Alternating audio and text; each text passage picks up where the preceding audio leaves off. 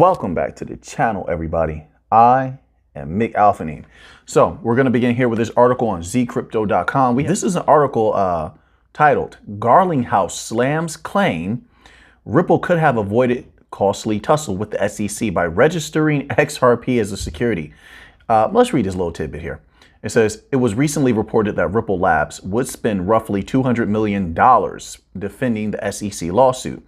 However, top venture capitalist Jason Calacanis has claimed that the San Francisco-based blockchain payments firm would have spent less if it only registered XRP as a security. I wonder why this individual is saying that. Ripple CEO Brad it's no secret, right? What happens behind the scenes? Ripple CEO Brad Garlinghouse did not hesitate to criticize Calacanis, alluding to his lack of securities law knowledge. I was just thinking the same thing. So you have all of these individuals mysteriously coming out and saying things like this. And I guess they know better than judges, right? It's just as far as crypto as a whole, because we've seen precedents set legally that says secondary sales are not securities. And then, of course, you have the judge that is, trying to make a decision on the case right now. There's obviously a battle going on, so it's not clear cut. There's a lot of questions about the Howey test. Not only that, I suppose these individuals know better than other experts that have spoken on this and said XRP is not a security. I would assume that this individual believes that they also know better than Harvard Law. Remember, Harvard Law put out two articles November or December. We covered it here on this channel. They made it very clear why these utility coins are not securities. But you'll have individuals like this. It's like, okay, you're a venture capitalist, so you just throw some money around. So you have no expertise here whatsoever, no credentials whatsoever, no real knowledge, so to speak, to where you should be able to be an authority on this type of situation. But you are using your influence to try to sway the weight towards what you want it to be, which is considering XRP to be a security, which it is not. But let's go here. It says, quote, XRP is obviously a security. Listen, at this point, we can see that there's a concerted effort to squeeze people out, to slant the markets, to sabotage, to hold back. Like that, this has been happening for quite some time. That's why, XRP hasn't gone to where it needs to go, because the legacy system and all their corruption's holding it back. If they were to unleash XRP, you'd see it do what it's supposed to do, right? We've seen it before. XRP made people disgusting gains before. This is like the second or third time around. And this will be the real one where it really, really takes off. People bought XRP at a low before. It's the same with almost all the other utility coins. When we came in and we first started talking about all of these things, they were at a low. Then we went into that bull run a few months after that. Then everything took off. In particular, like I said, you have things like this going on. It's very suspicious. And there's a lot of corruption, in my humble opinion. This person has no reason to go against XRP outright. Like, what is their interest here? But thank goodness the rest of the world is moving forward. They're putting the pressure on the United States because they're about to thrive. They're ready to so-called flip the switch. I love that term, right? And sky's the limit. Sky's the limit. It's not about price predictions because no one knows how much people out there hold. We don't know if people have 5 XRP or 500,000 XRP. We have no idea. We don't know if people have 2 XLM or 600,000 XLM. There's a difference. So obviously with 2 XLM, you're going to need a super high price, a crazy price. With 5 XRP, 100 XRP, you're going to need a crazy price. But some people don't have 5 XRP. People been stacking. Some people sitting on hundreds of thousands of XRP, tens of thousands, right? That's pretty good too. Thousands even, it's pretty good. They don't need a crazy price. They might just need a little bit. A little bit goes a long way. Get what I'm saying? So only you can know, what price you need, right? So really, when it comes to utility coins, it's all about research. It's all about news. It's all about catalyst. And I would disagree with that other individual. XRP is clearly not a security. Clearly not a security. But let's go here. This is from coinedition.com, and I'm backing my word with Harvard Law's word. How about that? Now, this is from coinedition.com, and this article is titled, Bill Morgan Calls Out Coinbase's Inconsistent XRP Trading Halt. It says this. Coinbase's position on the secondary sales of XRP, compared with other digital assets the SEC alleges to be securities, is inconsistent. According to the digital assets enthusiast Bill Morgan. Now, I think that's according to facts. I mean, can you still get Algorand on Coinbase? I think you can. Can you still get AMP on Coinbase? I think you can. Like, it's unbelievable, in my opinion, that people don't see the kneecapping that the legacy industry has done to maintain their fake top status. I just don't. It blows my mind every time. The legacy system fears crypto. We were taking over everything, and we were going at a consistent upward trajectory. They didn't like it. Especially, let's say, those Wall Street people, they didn't know how to play with crypto. They really don't know how to play with crypto. It's very different, especially utility coins. It's very different than the stock market, right? And they were very upset. I remember, because I was in the stock market. I came from the stock market over into crypto. And I remember them being very upset at crypto. They looked down at crypto and they didn't want it to play. Well, you throw some money around and it could definitely hamper your progress. And I think that's a lot of what happened. I think a lot of the legacy system was upset that people were coming from the bottom and they were making millions. Okay, they were making disgusting gains. And then to really add insult to injury, then the NFT wave came in. And the NFTs made people more money than crypto did. Easily. And they had to kneecap it and they had to put a stop to it. You understand? The new 1% was already happening. It was already happening and easy. Right? And think about people in crypto, I'm going to tell you this right now. Now, there's hard times right now, but I'm saying remove all of those false barricades that the regulators are putting up. The people in crypto know how to make money. I'm going to tell you that they do. We have some of the most brilliant people and they don't play in the stock market. So it's a unique gathering of individuals that know how to make money. Right? So, and I don't think they like that. They didn't expect that. And so the kneecapping occurs. Bang, bang, kneecapped, right? Slow you down. So anyway, this article here is from coinedition.com. It's titled, Bill Morgan Calls Out Coinbase's Inconsistent XRP Trading Halt. Coinbase's position on the secondary sales of XRP compared with other digital assets the SEC alleges to be securities is inconsistent. According to the digital assets enthusiast Bill Morgan, Morgan highlighted his opinion in a tweet concerning a recent interview between John E. Deaton, founder of CryptoLaw.us, Paul Grewal, the chief legal officer at Coinbase. During the interview, Grewal answered questions on various issues surrounding Coinbase and its management of the regulatory demands of the Securities and Exchange Commission, including its approach to listing digital assets. Deaton also asked about Coinbase's treatment of Ripple's XRP compared with other digital assets with similar descriptions. Notably, Grewal responded to Deaton's XRP questions from a general perspective, detailing how Coinbase has worked to comply with SEC's regulatory requirements. However, he noted that Coinbase only paused the trading of XRP on its platform while monitoring how Ripple's case with the SEC develops. Is that so? All right. However, Morgan thinks Grewal did not provide enough details about the Coinbase XRP issue, which is suspicious. I have my thoughts about that. Always remember what XRP's real use is supposed to be.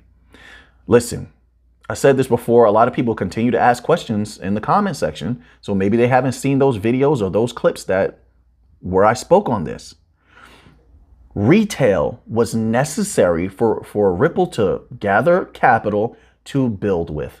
But once they had built far enough and moved into the banking industry, it would not be necessary to involve themselves with retail. Thus, they can stop interacting with retail or interfacing with retail, so to speak, and they could shift all of their focus over to generating money with XRP because they sell XRP to generate capital. And also it's for utility as well.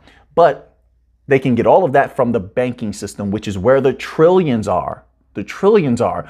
And thus, by negating retail, they can sort of acquire or bring about acceptable stability.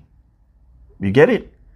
So, no, XRP was never meant for retail, but retail was used and willingly used because retail knows, hey, if we have diamond hands, we might get a taste of those trillions, and that that could project us, lift us to the new 1%. So, but they didn't expect retail to be so smart. They didn't expect all of these researchers to pop up. They didn't. There's no way they could have known that. Even when I came in, there was only like a handful of us, like hardcore researchers. There was only a handful of us. Now there's many researchers. Back then there wasn't. They couldn't have expected that. So although it was never meant for retail, retail was something necessary to deal with, to build capital, to build up all of these different partnerships and corridors initially.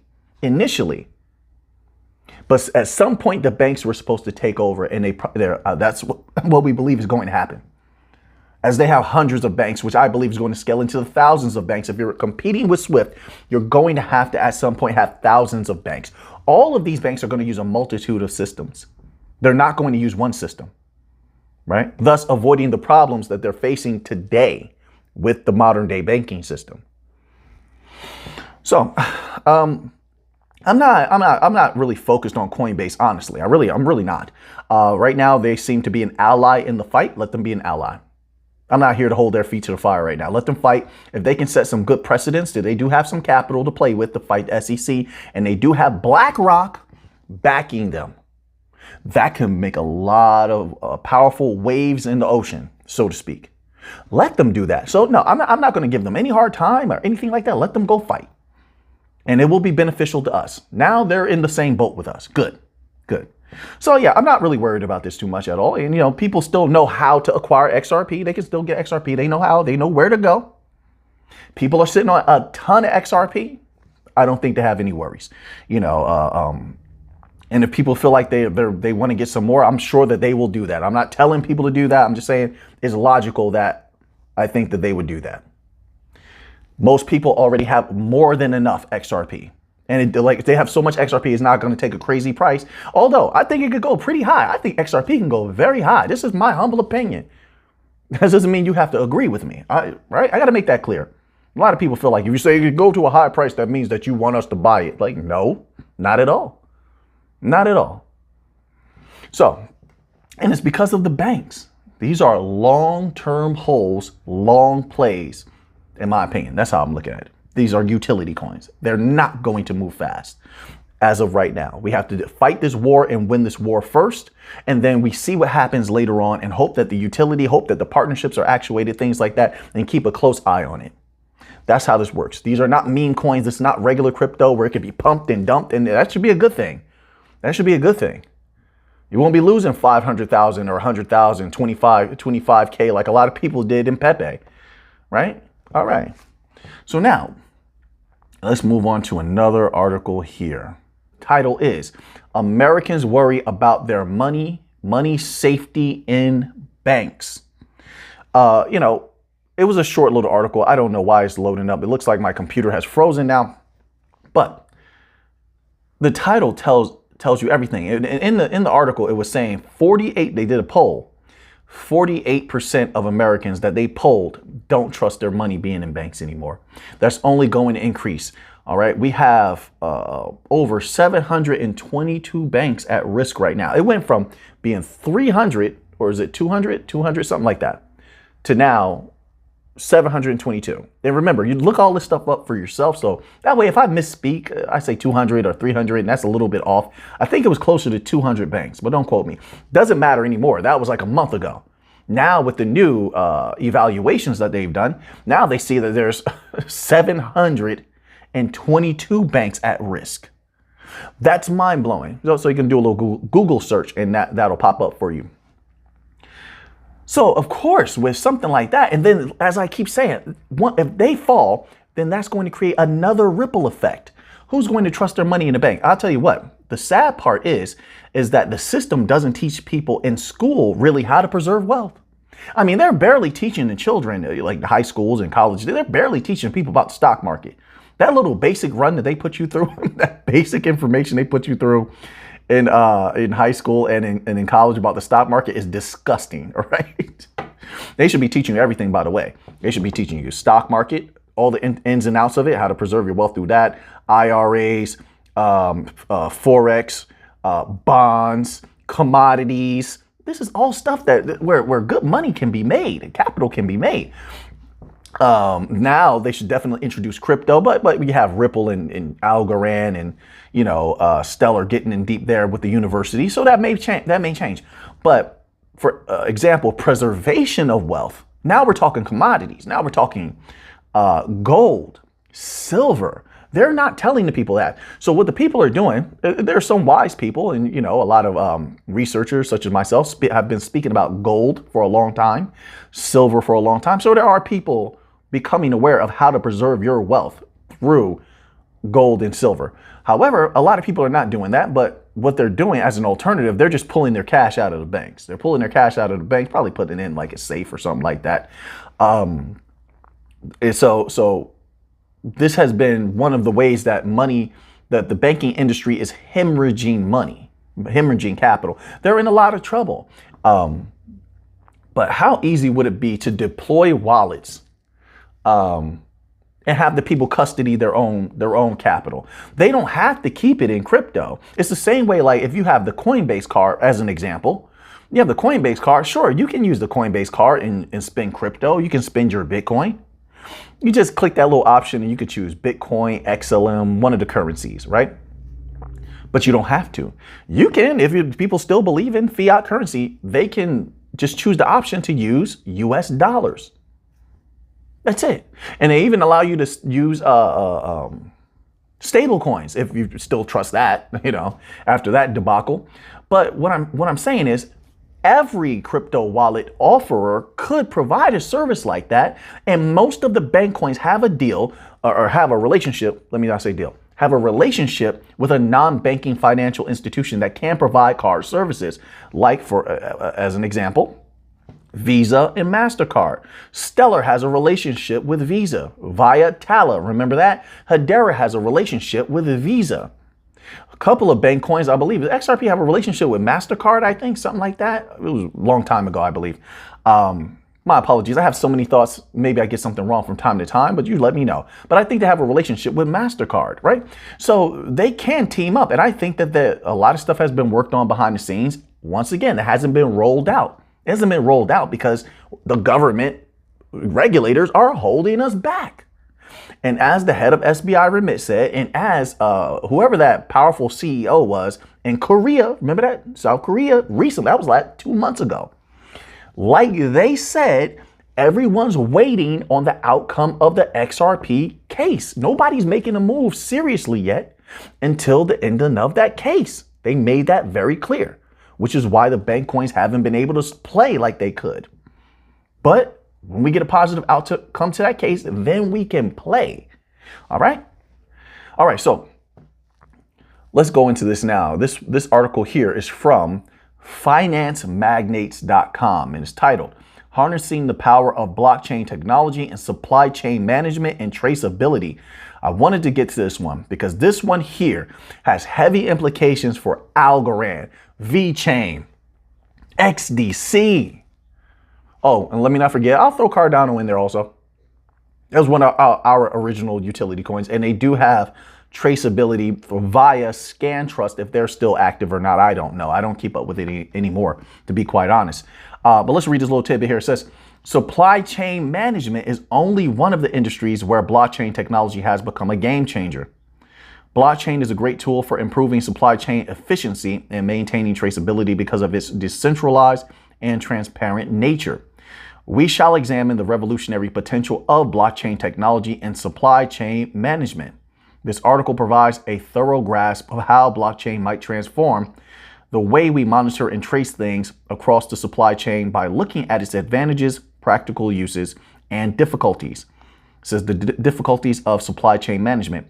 Coordinating numerous stakeholders, intricate transactions, and enormous volumes of data are all part of supply chain management, which there's trillions here for the taking. When we can play, we will see how much we scrape up, right?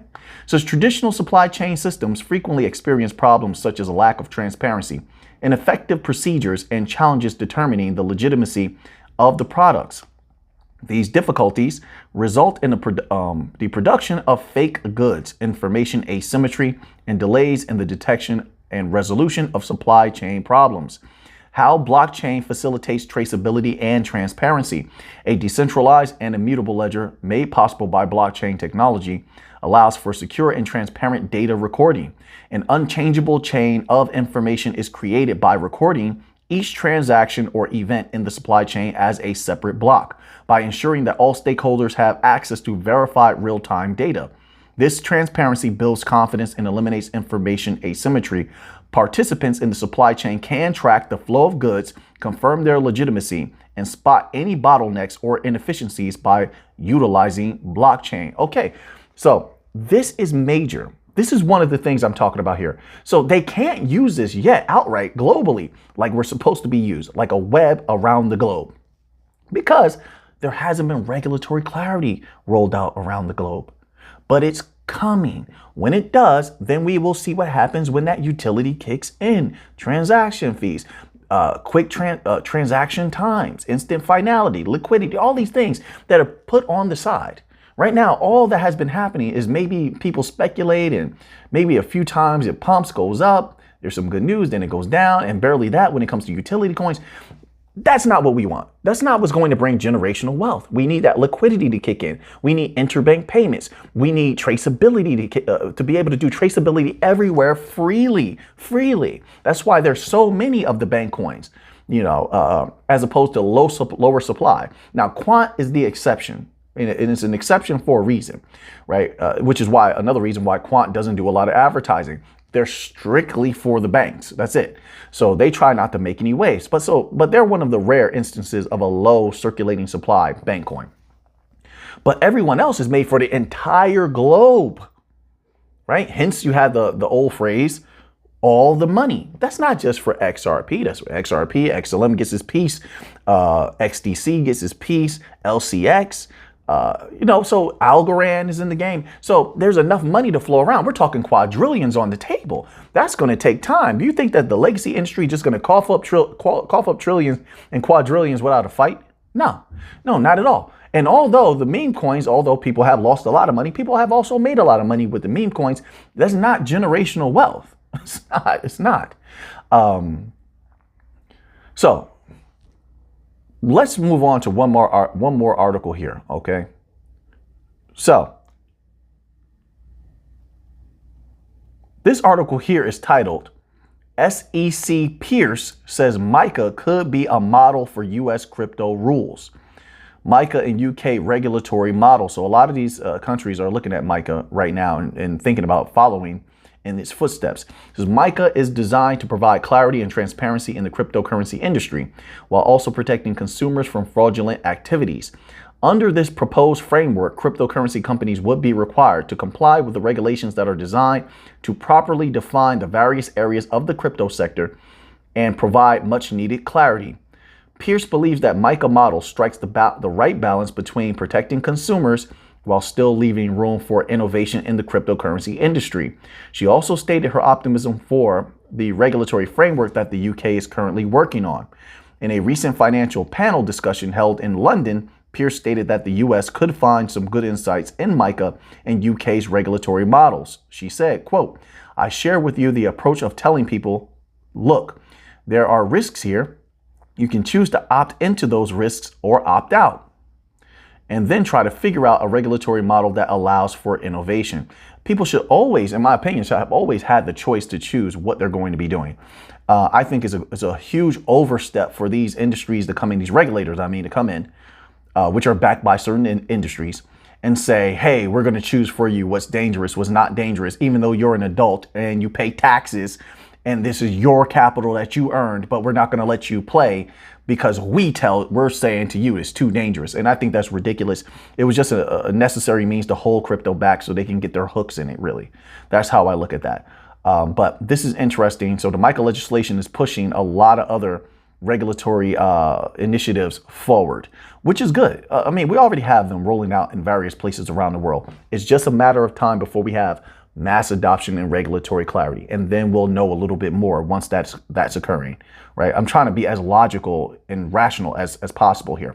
So now that you have that information, what are you going to do with it? I know what I'm going to do with it. So until next time, let's get to the money.